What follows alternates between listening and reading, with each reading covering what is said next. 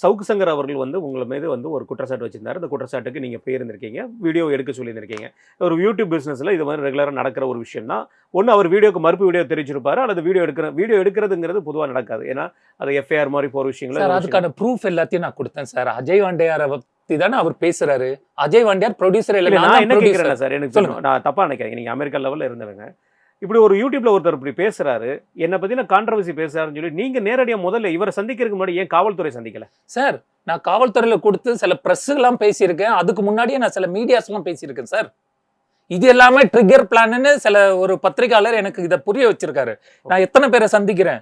ஜெயலலிதா அம்மாவையும் கருணாநிதி ஐயாவையும் இன்டர்வியூ எடுத்த ஒரு நபர் என்ன கான்டாக்ட் பண்ணிட்டு இருக்காரு. இன்னைக்கு மூத்த பத்திரிகையாளர் சோமு ஐயா, கண்ணன் சாவித்திரி சார் என்ன இப்ப தொடர்பு கொள்ற அளவுக்கு இந்த விஷயம் இவ்வளவு தூரம் போயிட்டு இருக்கு. உண்மை நிலை சொல்லத்துக்கு சில மீடியா ரெடியா வரவங்க லேட்டா வரீங்க.